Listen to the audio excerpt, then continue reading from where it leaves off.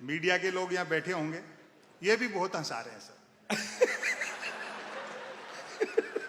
ये तो अच्छा वेब पोर्टल का कार्यक्रम है, सुबह अखबार पढ़ दो तो हंस हंस के पेट दुख जाता है मेरा।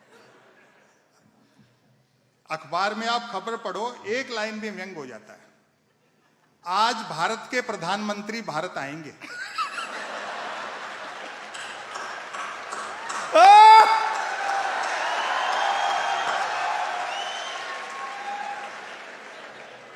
मैंने कहा भैया खबर बड़ी है, सेलिब्रेट करना चाहिए। मैंने एक 8-9 साल के बच्चे को 10 रुपए दिए, मैंने कहा बेटा सामने आइसक्रीम के ठेले वाला है, 5-5 रुपए की 2 कुल्फी ले आना, एक तू खाना एक मैं खाता हूं, आज भारत के प्रधानमंत्री भारत आए। वो गया और एक कुल्फी खाता हुआ लौटा, बोला अंकल उसके पास सिर्फ 10 वाली थी, आप फिर कभी खा लेना। मैं सच बताऊं मेरे 10 रुपए की चोट तो पड़ी, लेकिन मुझे उस दिन जीएसटी समझ में आ गया। और व्यंग पर तालियां तो अब आपकी अब उठेंगी। मैंने कहा बेटा छोटी सी उम्र में इतना टैलेंट, चाय वाय बेचते हो क्या?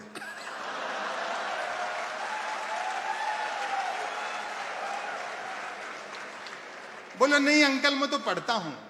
आप जानते हैं ना अनपढ़ के लिए पॉलिटिक्स के अलावा कहीं स्कोप नहीं है। अच्छा है। मैंने कहा क्यों, साधु बाबा बन सकते हो, डेरा आश्रम खोल सकते हो, कथा प्रवचन कर सकते हो। इस बार जो बच्चे ने जवाब दिया आपकी मोहब्बत मिले, बोले अंकल वो तो और मुश्किल है, साधु बाबा बनने, डेरा आश्रम खोलने, कथा प्रवचन करने के लिए सिर्फ अनपढ़ होना ही काफी नहीं है, अज्ञानी होना भी जरूरी है।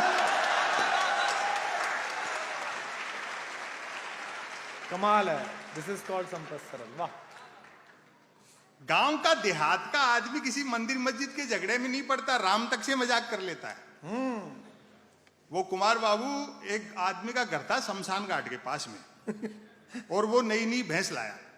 सुबह सुबह जैसे ही भैंस को दूने बैठा, उधर से एक अर्थी आ गई, राम नाम सत्य, राम नाम सत्य। इतनी भीड़ और झूठे लोगों से राम का नाम सुनकर के भैंस बिदक गई, लात मारा, दूध डुल गया, उस गरीब का नुकसान हो गया।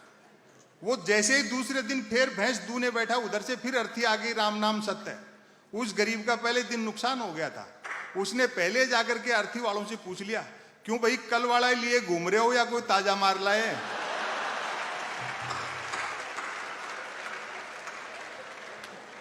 तो अपनी सुविधा के हिसाब से मार लेते हैं, अपनी सुविधा के हिसाब से मुर्दा जिंदा कर लेते हैं। आए हाय आए हाय आए हाय। हाँ, लेकिन चीजें बदलेंगी भी, ऐसा कुछ नहीं है।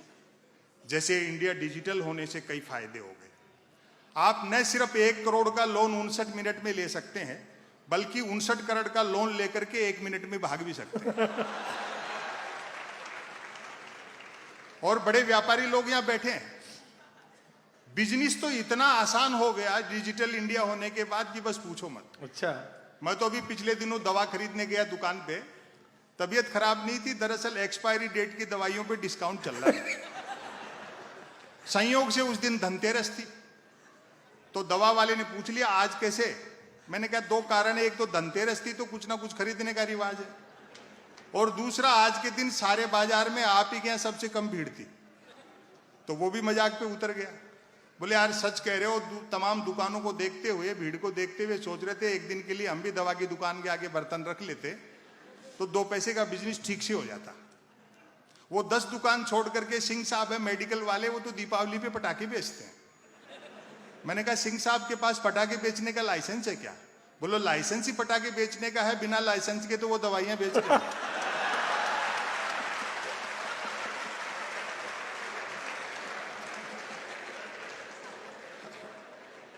इसलिए है बेकार के बहकाव में मत आओ, आने होंगी चीजें ठीक होंगी। जैसा अभी बताया, अभी बुलेट ट्रेन चलेगी, सुनते हैं उसका किराया भी कम होगा और वो सवारियां लेने भी घर घर जाएगी। और प्रधानमंत्री ने गुजराती दिमाग लगाया है। जापान के प्रधानमंत्री शिंजो आबे से बुलेट ट्रेन के लिए कर्ज भी 50 साल के लिए मांगा है। वो जानते हैं 50 साल बाद न देने वाले बचेंगे न लेने वाले बचेंगे। और बाय द वे 50 साल बाद किसी जापानी को अपना कर्जा याद रह गया, वो जैसे ही अपना कर्जा मांगने बंबई उतरेगा, अपन उन्हीं की बुलेट ट्रेन में बैठ के अहमदाबाद निकलेंगे।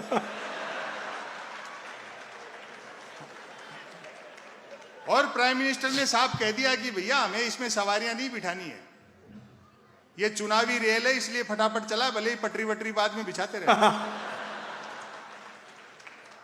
हम चढ़ना हिमालय पे चाहते हैं लेकिन मुंह हिंद महासागर की तरफ है।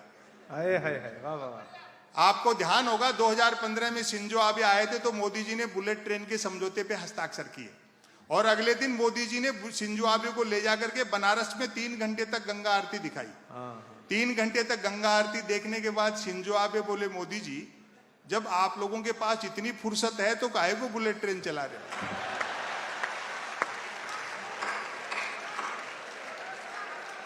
जो बुनियादी मुद्दे हैं, रोजगार चाहिए बेरोजगारों को, क्या बात है, फीस महंगी हो गई, वाह। महंगाई आसमान छू रही है और लोगों की जो सामान्य जरूरतें हैं वो तक पूरी नहीं हो रही, तब कुछ चीजें हैं, तभी हम लोग व्यंग्य करते हैं। स्वागत है, क्या बात। महापुरुषों के नाम पे, मिथकों के नाम पे लड़ा जा रहा है। आप ही के शहर के एक बड़े नेता ने ये कह दिया, भाई बापू का आजादी के आंदोलन में कोई योगदान नहीं रहा।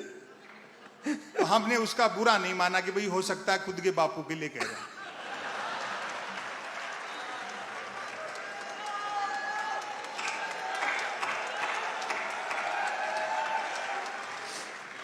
हरियाणा की सरकार के स्वास्थ्य मंत्री ने तो कहा कि जब से नोटों पे गांधी का चित्र छपा है तब से नोटों की कीमत घट गई। यही भारतीय प्रजातंत्र की खूबसूरती है कि शारीरिक और मानसिक रूप से बीमार आदमी भी स्वास्थ्य मंत्री बनाया जाता है। क्या बात है संपत, क्या बात, वाह। अभी 30 जनवरी को हमने एक दुर्घटना क्रम देखा कि गांधी का पुतला बना करके गोली मारी गई, उसमें से खून निकला और खुशी में मिठाइयां बांटी गई। गांधी तब भी हंसे होंगे कि यार जिन मूर्खों ने गोली मारी, खून निकला और खुशी में मिठाई बांटी, वो मिठाई खरीदने के लिए जो धन खर्च किया उन रुपयों पे तो गांधी छपा हुआ था। क्या बात है।